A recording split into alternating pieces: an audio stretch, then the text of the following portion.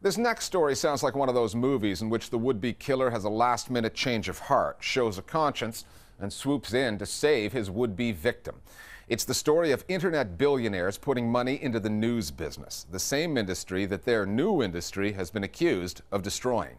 Newspapers around the world have lost advertising and readers to the web. TV channels are trying to adapt to a viewership that's getting off the couch and going online. And their breaking news coverage seems slow when compared to Twitter and Google News. However, this year, Amazon's Jeff Bezos and eBay's Pierre Omidyar became the first .com billionaires to throw some serious money at the news business. Bezos bought the Washington Post a few months back for $250 million. Omidyar went a step further, announcing that he was starting a brand new media group with a band of investigative journalists, Glenn Greenwald of NSA fame and Jeremy Scahill of The Nation, among others. It's a novel twist in a media story that seemed to be heading for a loser ending, the bankruptcy of old mainstream media and the death of the news business as we know it. The Listening Post's Meenakshi Ravi now on the influx of tech money into the news sector and why the news game may never be the same.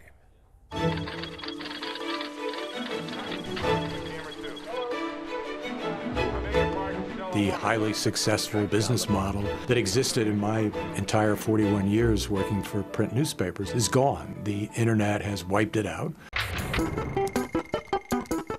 And it's much more difficult to make a profit selling news than it used to be. If people with billions of dollars are going to come riding to the rescue, chances are they're coming from the internet. This Silicon Valley world where the mindset is when you look at a system that's not working, you see it as an opportunity, create something that's more efficient and build a big business there. Media is kind of the perfect opportunity. It's been a big year for the future of journalism. He's one of the richest men in the world with a reported fortune of more than $8 billion. In October, the news broke that eBay founder Pierre Omidyar was teaming up with Glenn Greenwald, the journalist behind the NSA surveillance stories, to create a brand new media organization. Just a couple of months before that, Amazon founder Jeff Bezos sent a thunderbolt through the media world. The 136-year-old Washington Post was bought for $250 million. It was a big deal. .com billionaire Jeff Bezos was bailing out a news institution whose losses have grown from $11 million in 2010 to $50 million in 2012. Not least because subscriptions and advertising in the paper have nosedived in the internet era.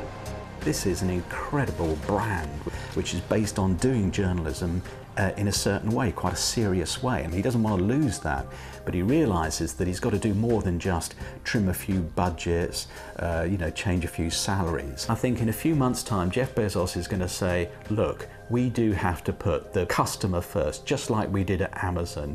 We have to build a massive audience. Knowing Bezos' background, he's going to have them lean toward technology. What can technology do to help the Washington Post reach a greater audience and get more money from that audience, both in terms of advertising and in terms of circulation revenue? If you're a billionaire who wants to save journalism, there are two ways you could do it. There's the Bezos way: buy an existing news outlet and give it a 21st century makeover. And then there is the route taken by Pierre Omidyar, who made a failed bid for the Washington Post and then decided to invest his money in a team of hard-charging investigative reporters. The Omidyar project has grown in the months since he and Greenwald announced their plans. But the actual details of those plans have been available only piecemeal: blog updates and brief interviews by Omidyar and some of the journalists collaborating with him. But there is a prototype of sorts that Omidyar has already created. It's 3 years old, and it's in Hawaii. Honolulu Civil Beat is a news organization that's focused exclusively on public affairs journalism. Civil Beat was designed to meet what can be described as a fairly lackadaisical attitude toward public affairs reporting here in the islands. No one was really holding government accountable. No one was really holding public officials' feet to the fire in a way that we can do it. Pierre really believes in hardcore journalism. That's really what his interests are. Knowing that really gives the reporters carte blanche into doing whatever they feel like they need to do to keep the public informed. Certainly, the Civil Beat has been a testing bed for what he wants to do with investigative journalism. I like to think of it as the warm little nucleus for what he's about to create. Omidyar won't be the first to try to create a new business model for journalism in the digital age. The internet revolution has forced newspapers to rethink everything. Online paywalls are the theoretical answer, but they have yet to pay off. The New York Times' paywall is now 2.5 years old and one of the most successful in the business, delivering 750,000 subscribers. The company says the paywall keeps operations in the black, but the Times is one of those exceptions that in this industry almost proves the rule. And just a few weeks ago, Tina Brown, veteran magazine editor who tried to rejuvenate Newsweek by scrapping the print edition and merging its newsroom with that of the Daily Beast website, had this to say. The digital explosion has been so explosive, there isn't a single place where the digital thing is a profit thing. The disruption hasn't brought a business model. For Omidyar and Greenwald, however, there is one news organization that might give them a hint of a possible funding model. ProPublica, based in New York, calls itself an independent, non-profit newsroom. Founded in 2007, it is primarily funded by philanthropic donations from trusts such as the Sandler Foundation, the George Soros Open Society Foundation, and the Knight Foundation, amongst many others. The money goes to produce the kind of investigative reporting that many mainstream newsrooms can no longer afford. Our deep dive stories could cost anywhere from $50,000 to $500,000 to produce. How can you get this kind of accountability reporting in the era of the web?